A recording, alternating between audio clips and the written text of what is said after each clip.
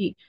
तो digestive system में हम ये कहते हैं कि जो हम खुराक खाते हैं उस खुराक को हम पहले क्या करते हैं, उसको हजम करते हैं। हजम करके उसमें से जो जरूरी एलिमेंट्स होते हैं, न्यूट्रिएंट्स होते हैं, उनको हम क्या करते हैं, हम उनको निकाल लेते हैं। और जो वेस्ट प्रोडक्ट होता है उसको हम क्या करते हैं, अपनी बॉडी से बाहर निकाल देते हैं। और इसी तरह ठीक है, हम जो है लंग्स है, हमारे फेफड़े हैं। फेफड़े क्या काम करते हैं, फेफड़े जो है ना वो हमें सांस लेने में मदद देते हैं। ये क्या है, ये मुख्तलिफ ऑर्गन्स की फिजियोलॉजी है जो वो काम करते हैं। तो आज जो हमने स्टार्ट लेना है वो हमने लेना है डाइजेस्टिव सिस्टम से। अब आप लोगों ने डाइजेस्टिव सिस्टम को उर्दू में कहते हैं निज़ाम इंहज़ाम। निज़ाम इंहज़ाम से मुराद है कि जो खाना हमने खाया वो किस तरह और किस अमल के तहत जो है ना वो हजम होएगा। वो खुराक जो है ना वो किस तरह वो हमारी बॉडी में हम जो खाते हैं वो किस तरह यूटिलाइज होती है, किस तरह वो हजम होती है, और किस तरह जो है ना वो हमारी बॉडी में यूज होती है। और इसमें जो और फिर साथ हम ये पढ़ेंगे कि डाइजेशन के अमल में कौन कौन से जो ऑर्गन्स हैं वो काम करते हैं। तो सबसे पहले यहाँ पे है, आप देख लें डाइजेस्टिव सिस्टम। ठीक है। तो डाइजेस्टिव सिस्टम में सबसे पहली जो बात है वो ये है कि हमें ये पता होना चाहिए कि जो डाइजेशन है वो होती क्या है। अगर मैं आपको सादा सी अल्फाज में बताऊं तो आपने समझना है कि वो सिस्टम जो हमारी खुराक को हजम करने में मदद करता है उसको हम कहते हैं डाइजेस्टिव सिस्टम। ठीक है। और डाइजेशन क्या है, डाइजेशन एक बायोलॉजिकल प्रोसेस। अब यहाँ पे जो वर्ड यूज हो गया बायोलॉजिकल प्रोसेस, तो आपने समझ जाना है कि बायोलॉजिकल प्रोसेस का मतलब अगर यूज हुआ है तो ये ह्यूमन बींग्स के अंदर या किसी लिविंग ऑर्गेनिज्म के अंदर जो है ये टर्म यूज हो रही है। तो आपको पता है हम ये जो आज हम पढ़ रहे हैं वो हम ह्यूमंस का डाइजेस्टिव सिस्टम पढ़ रहे हैं, इंसानों का डाइजेस्टिव सिस्टम पढ़ रहे हैं। इसलिए उन्होंने कहा है कि is a biological process by which body breaks down food into smaller जो है ना। अच्छा, इसमें क्या होता है कि जो बॉडी है वो क्या करती है कि जो हम खाना खाते हैं उसको पहले सबसे पहला काम क्या करती है, छोटे छोटे जो कंपोनेंट्स है, छोटे छोटे पार्ट्स हैं, उनमें उसको तोड़ती है। ठीक है, उसको तब्दील करती है। फिर क्या होता है, फिर उसको एब्जॉर्ब करती है, फिर उसको जज़ब करती है। और फिर जज़ब करने के बाद क्या करते हैं, हम उस खुराक से एनर्जी हासिल करते हैं। वो एनर्जी कहाँ इस्तेमाल होती है, वो एनर्जी ग्रोथ में हम हमें हमारी क्या कहते हैं, हमें एनर्जी प्रोवाइड करती है, हमें ग्रोथ देती है, हमें बढ़ने में मदद देती है। और जो हमें कहीं पे जख्म हुआ होता है या हम बीमार होते हैं या जो कुछ भी हमें जरूरत होती है तो वो काम जो है ना उसमें इस्तेमाल हो जाती है। अब वो ये कहते हैं कि जो डाइजेशन है, ठीक है, ये दो, इसमें दो तरह के दो नॉर्मल इस्तेमाल होते हैं। एक है मैकेनिकल और एक है केमिकल। अब मैकेनिकल किस तरह है कि मैकेनिकल में वो ये कहते हैं कि हमारे बहुत सारे जो अज़ा हैं, हमारे जिस्म के बहुत सारे अज़ा हैं वो इसमें हिस्सा लेते हैं। उसके साथ साथ बहुत सारे केमिकल्स हैं हमारी बॉडी के अंदर जो उस खुराक को तोड़ फोड़ कर जो है ना वो छोटे छोटे कंपोनेंट्स में तब्दील करते हैं, छोटे छोटे अज्जा में तब्दील करते हैं।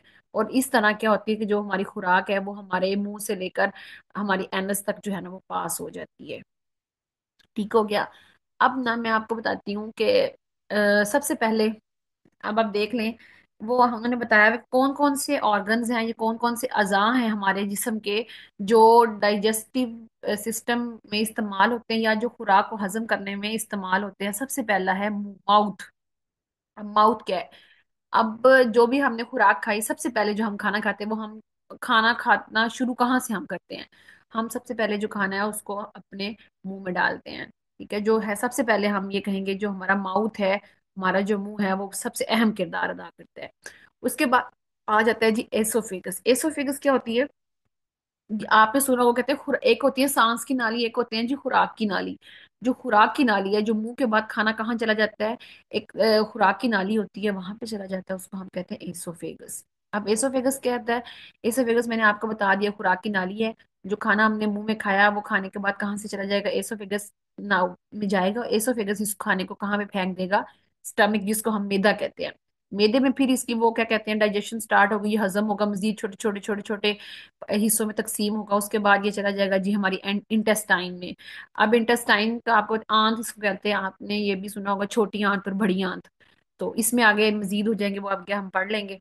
और उसके बाद क्या होता है कि इसमें बहुत सारे और भी एसेसरी ऑर्गन्स हैं, जिस तरह हमारे टीथ हो गए, हमारा पेनक्रियाज है, लीवर है, तो ये और भी बहुत सारे जो है ना ऑर्गन्स इसमें जो है ना वो डाइजेशन का काम करते हैं।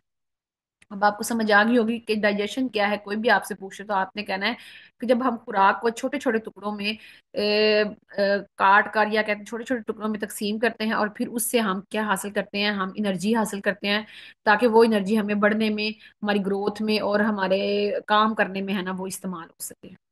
ठीक है, यहाँ तक समझ क्लियर हुआ? अब ना यस यहाँ मिस। पे मैं ना आपको बताती हूँ, यहाँ पे थोड़ा सा स्ट्रक्चर है हमारा जो डाइजेशन में इस्तेमाल होता है। सबसे पहले ये हमारा मुंह है। मुंह को हम आपने याद रखना है, माउथ कैविटी, कैविटी कहते हैं। कैविटी हम कहेंगे उस हिस्से को, उस कैविटी को, उस एक वो क्या कहते हैं, नाली को, जो क्या कहते हैं खुराक, यहाँ से काम स्टार्ट हो रहा है। अब यहाँ पे सबसे पहले है माउथ कैविटी। सबसे पहले जो खुराक है वो हम कहाँ पे, उसको कहाँ पे निवाला डालेंगे, अपने मुंह में डालेंगे। अब मुंह से डालने के बाद यहाँ पे फेरेंक्स लिखा हुआ है।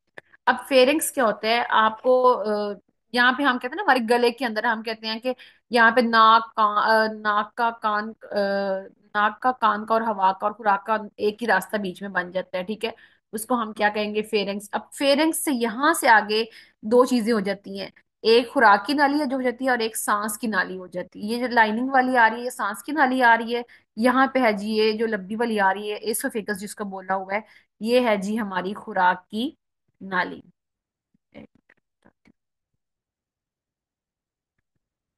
अच्छा, ये वाली यहाँ पे जो है ना, ये जो मैंने आपको बता दी, यहाँ से आया, यहाँ पे एक ही नाली है, इसको हम कहेंगे फेरेंक्स। अब यहाँ से हम सांस भी ले रहे हैं, यहाँ से हम खुराक भी अपनी गुजार रहे हैं, लेकिन यहाँ थोड़ा सा नीचे जाके अब ये देखें, यहाँ पे एक नाली ये होगी और एक नाली ये हो गई। अब ये जो ये वाली इधर वाली है, ये क्या है, हमारी खुराक की नाली जिसको हम कहते हैं एसोफेगस, और ये वाली है हमारी सांस की नाली जिसको हम ट्रेकिया बोलते हैं, लेकिन इसको भी आपने नहीं छेड़ना। अब खाना हमने खाया माउथ कैविटी से, अब यहाँ पे माउथ कैविटी में क्या क्या चीजें हैं।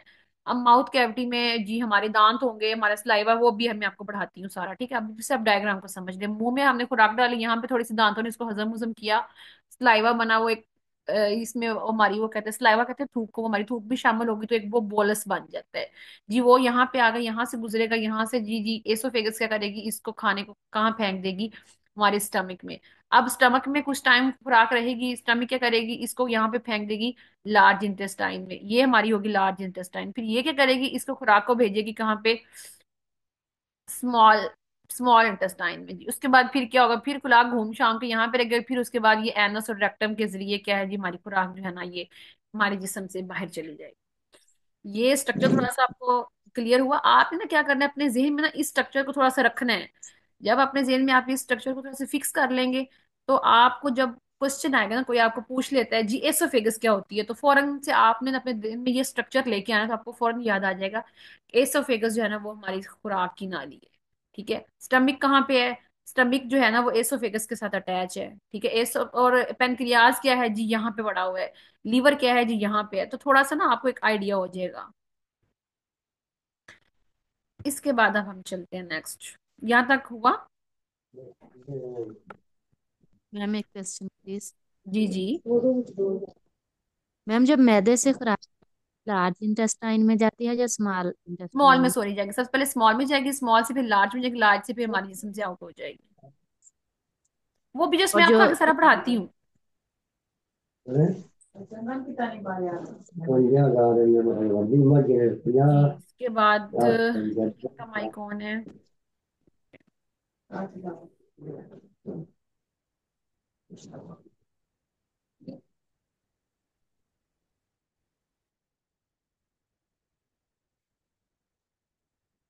इसके बाद उन्होंने कहा है जी कौन कौन से स्टेप्स, कौन कौन से जो कितने स्टेप्स में या कितने हिस्सों में ना जो हमारी जो डाइजेशन का अमल है, जो हजम होने का अमल है वो मुकम्मल होता है।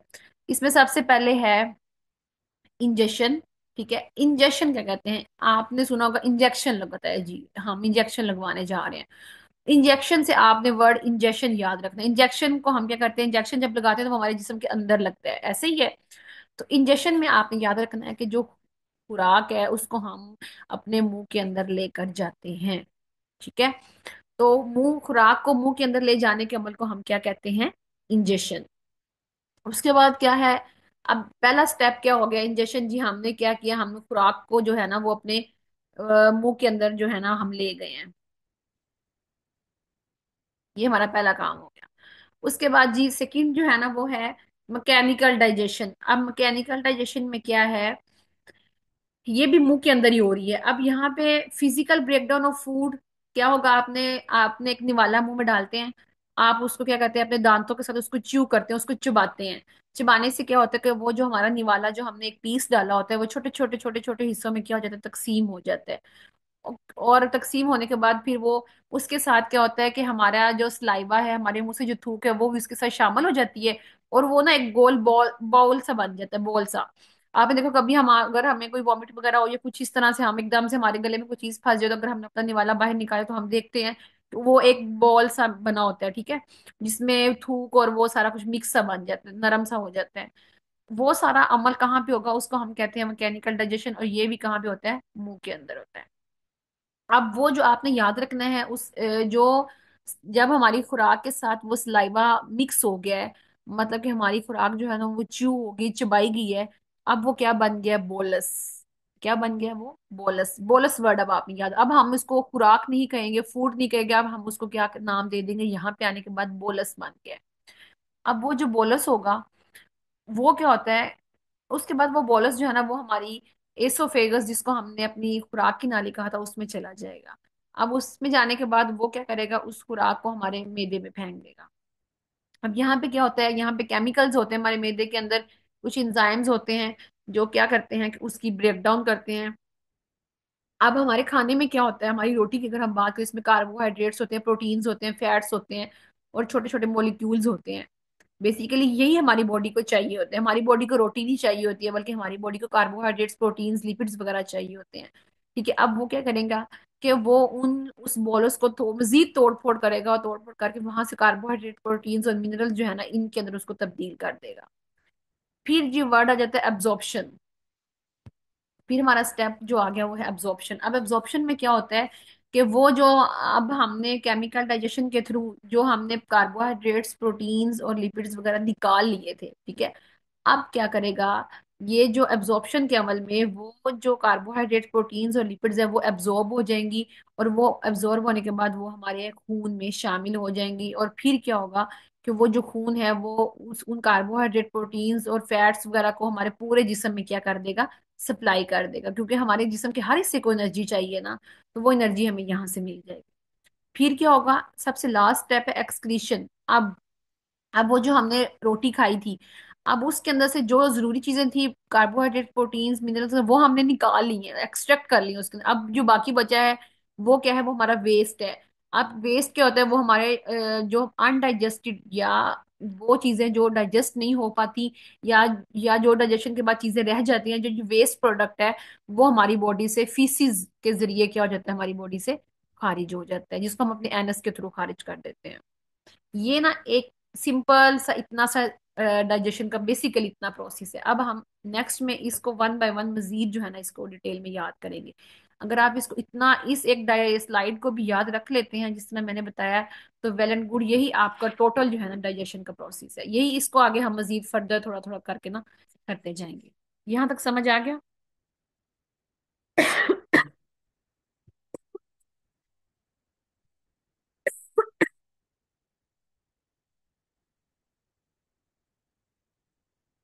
जी मैम।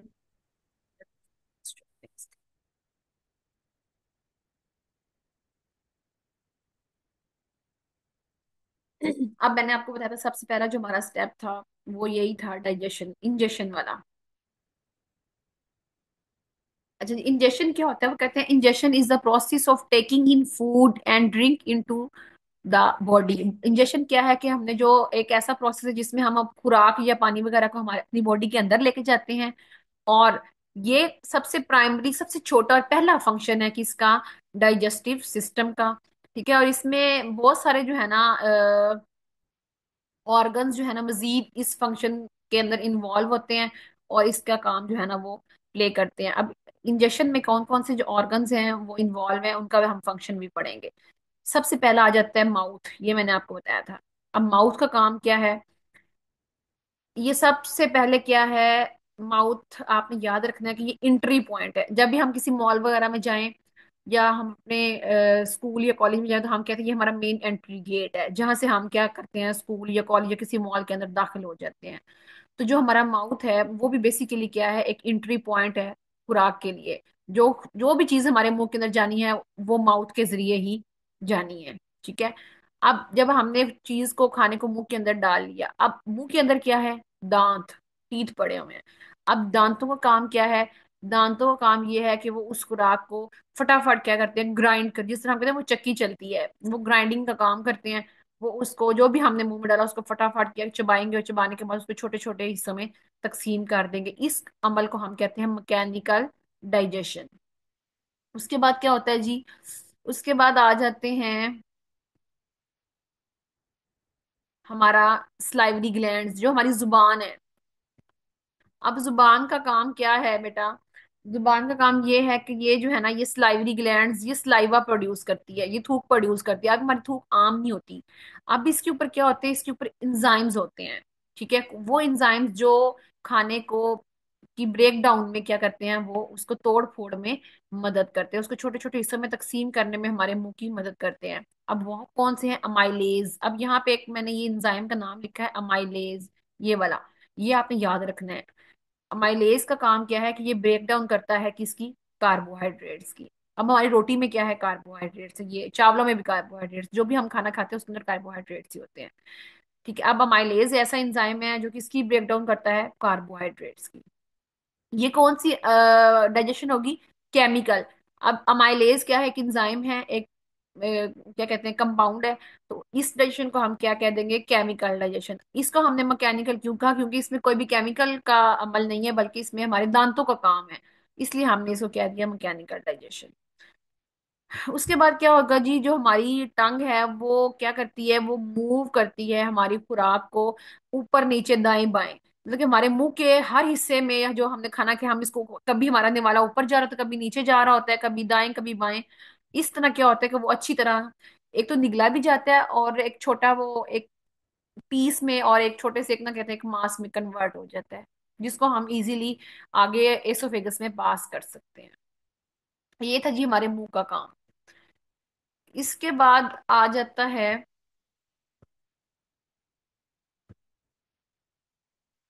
फेरिंग्स, गला, थ्रॉट। मैंने आपको बताया था फेरिंग्स होता है जो हमारा बिल्कुल गला है अंदर आगे करके। इसका भी एक काम है, वो कहते हैं कि अब फेरिंग्स का काम क्या है, कि इसमें ना दो रास्ते होते हैं, मैंने आपको बताया था ना, इसमें it act as a passage for food and air. कि जो फेरिंग्स है वो दो तरह का काम करता है, ये खुराक को भी अपने अंदर से गुजरने देता है और हवा को भी गुजरने देता है। ठीक है। अब इसका काम क्या होता है कि ये जो हमारा निवाला जिसको मैंने कह दिया था, अब ये बोलस बन गया। अब ये बोलस को निगलने और इसको आगे जो है ना एसोफेगस में पुश कर धक्का देने में क्या करता है, ये मदद करता है। और जो कहता है खुराक को, और एक ऐसे पाइप के and does not enter the wind pipe trachea. और ये क्या करता है कि ये जो हमने वो बोलस जो है ना उसको खुराक की सांस की नाली में नहीं जाने देता, बल्कि क्या करता है कि खुराक को वो खुराक वाली नाली पे अंदर ही भेजता है। ये है काम जी फेरेंक्स का। ये क्या करेगा, ये हमारी खुराक को उसके अंदर धक्का दे देगा, किसके अंदर, खुराक की नाली के अंदर। इसके बाद आ जाता है जी एसोफेगस। एसोफेगस मैंने आपको बताया था ये क्या होती है, ये हमारी खुराक की नाली होती है। अब ये क्या कैसे बनी होती है, ये एक मस्कुलर मसल से बनी हुई एक ट्यूब होती है, जो क्या करती है, जो फेरेंक्स और स्टमक को आपस में कनेक्ट करती है। अब मैं ये आपको यहाँ पे दिखा भी देती हूँ, ये देखें, ये एसोफेगस है। अच्छा ये देखें, ये एसोफेगस है। अब एसोफेगस क्या करती है, ये फेरेंक्स और स्टमक को आपस में क्या करती है, जोड़ती है। ऐसे ही है, ये फेरेंक्स से शुरू होती है और स्टमक में खत्म होती है। इसका मतलब हम ये कह सकते हैं जो एसोफेगस है वो क्या करेगी, वो हमारे फेरेंक्स और स्टमक को आपस में जोड़ देती है, और खाना यहां से लेकर अब वो उसने यहाँ पे फेंकना है।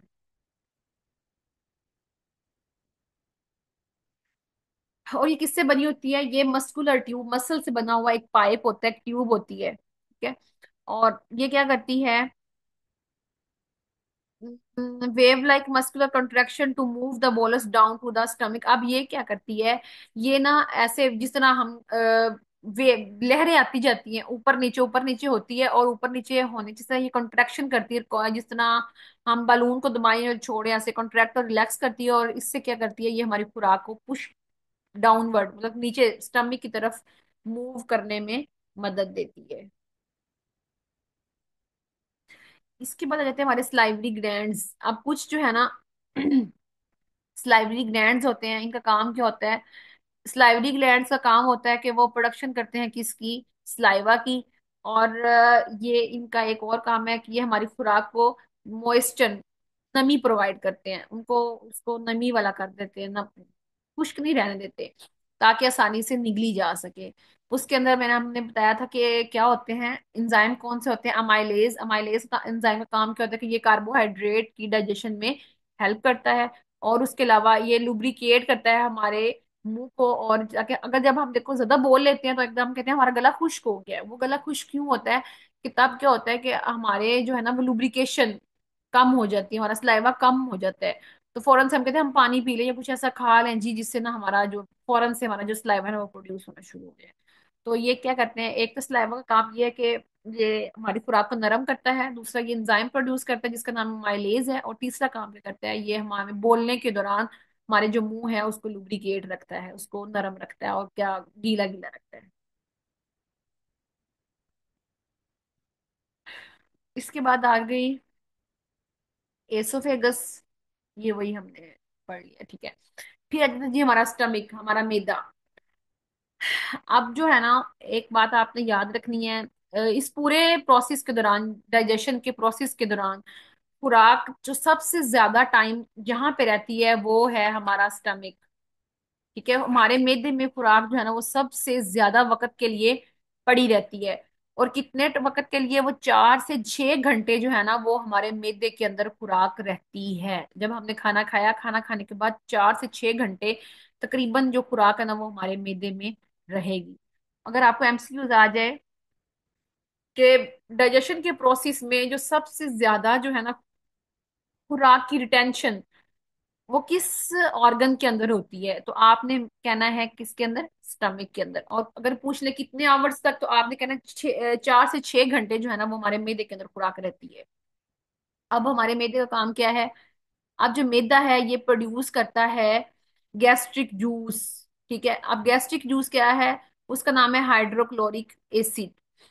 अब और साथ में क्या करता है पेप्सिन, ये क्या करते हैं, ये ब्रेक डाउन करते हैं प्रोटीन्स की। इसके अलावा जो हमने खाना खाया, खाना खाने के बाद बाज का कुछ जो होते हैं ना वो ऐसे पार्टिकल्स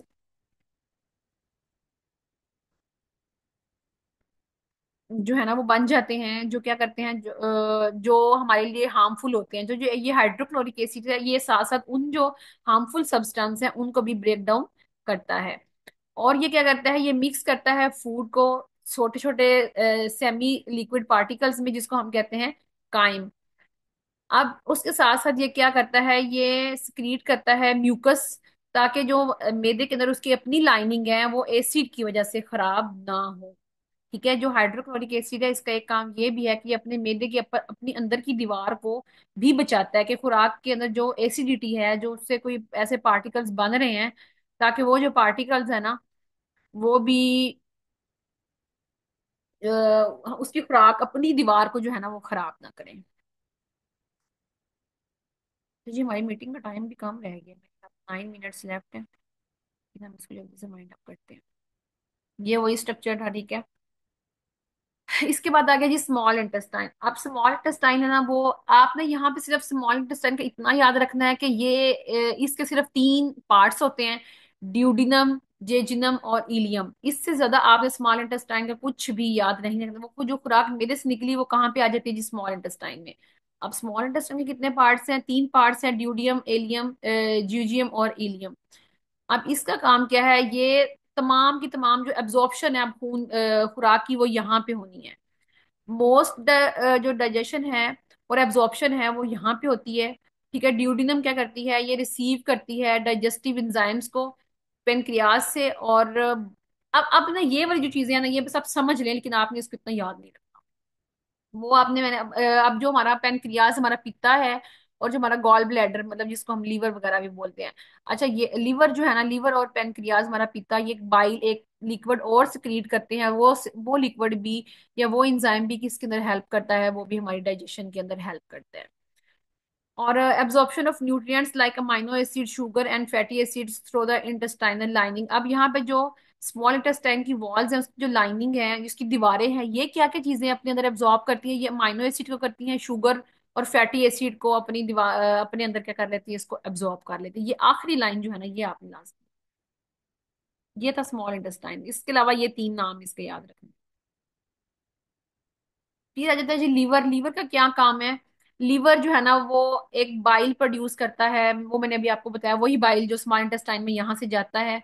ये ऐसा बाइल, बाइल क्या है, ये एक ऐसा फ्लूइड है जो डाइजेशन और एब्जॉर्प्शन के अंदर हमारी हेल्प करेगा, और ये न्यूट्रिएंट्स को एब्जॉर्ब करने में स्मॉल इंटेस्टाइन के अंदर हेल्प करता है। और उसके अलावा ये डिटॉक्सिफाई करता है हार्मफुल सब्सटेंसेस को, ऐसे सब्सटेंस ये ऐसे मवाद जो हमारे खुराक के दौरान जो है ना, वो हमारे जिस्म में दाखिल हो गया और वो हमारे लिए नुकसानदेह है, तो जो बाइल है ये उसको क्या कर देगा, उसको रिमूव करेगा और हमारे जिस्म से उसको निकाल देगा। फिर है जी पेनक्रियाज। अब पेनक्रियाज जो पित्ता होता है, इसका क्या काम है? ये भी डाइजेस्टिव एंजाइम्स प्रोड्यूस करता है, जिनका नाम है अमाइलेज। माइलेज क्या करेगा? कार्बोहाइड्रेट्स को हजम करता है, लाइपेज फैट्स को करता है, और जो ट्रिप्सिन है ये प्रोटीन को करता है। ये तीनों आपने नाम याद रखनी है, एमसीक्यू में पूछ सकता है कि ट्रिप्सिन का क्या काम है, वो किस चीज को डाइजेस्ट करता है, तो आपने रखना है प्रोटीन, लाइपेज फैट्स को, और अमाइलेज जो है ना वो कार्बोहाइड्रेट्स को ना, इसको डाइजेस्ट करेगा। उसके अलावा ये क्या करते हैं, ये न्यूट्रलाइज करते हैं स्टमिक एसिड्स को स्मॉल इंटेस्टाइन में। जो मैंने आपको बताया ना, खुराक के साथ साथ हमारे में कहते हैं, आपने सुना होगा एसिडिटी होगी है।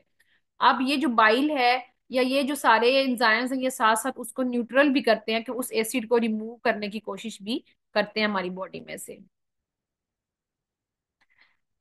उसके बाद आ जाए लार्ज इंटेस्टाइन। लार्ज इंटेस्टाइन को कोलोन भी बोलते हैं। अब ये क्या काम करती है? लार्ज इंटेस्टाइन किसको एब्जॉर्ब करेगी?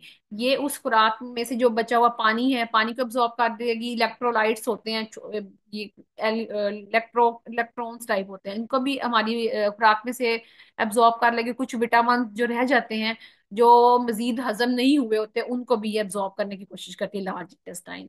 और उसके अलावा ये क्या, अब ये फीसिस को भी स्टोर करती है, जो हमारे जिस्म से खारिज होना होता है।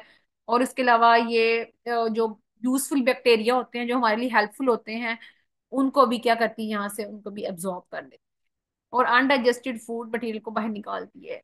उसके बाद आ जाता है जी रेक्टम और एनस। एनस का काम क्या होता है? कि वही जो स्टोर किया हुआ फीसिस है, उसको पहले कंट्रोल रखती है, ठीक है, उसको अपने अंदर जमा करती है। जमा करने के बाद जब एक हाथ तक उसकी लेवल बढ़ जाता है, उसके बाद वो उसको हमारी बॉडी से निकाल देती है।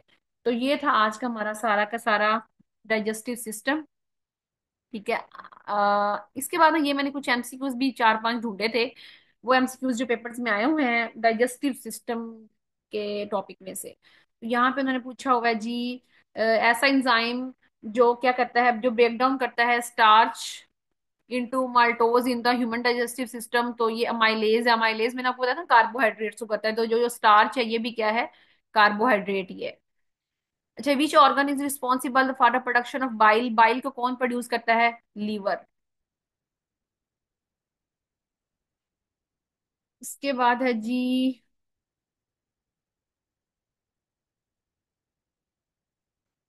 अच्छा ऐसा कौन सा पार्ट है जहाँ पे ज्यादा जो है ना अब्जॉर्प्शन नहीं होती? तो वो स्मॉल इंटेस्टाइन में मुकम्मल अब्जॉर्प्शन नहीं होती, होती है लेकिन कम होती है। ज्यादा अब्जॉर्प्शन कहाँ पे होगी? लार्ज इंटेस्टाइन में होगी। उसके अलावा जी, what is the primary function of the small intestine in the digestive system? Digestive system के अंदर स्मॉल इंटेस्टाइन का प्राइमरी फंक्शन क्या है? तो वो है एब्जॉर्प्शन ऑफ न्यूट्रिएंट्स। ये कुछ एमसीक्यूज भी मैंने देख लिए थे। हाँ जी, अब हमारे पास कुछ टाइम रह गया, अब आप पूछे कोई क्वेश्चन जिसको जहां से जो समझ नहीं आई है।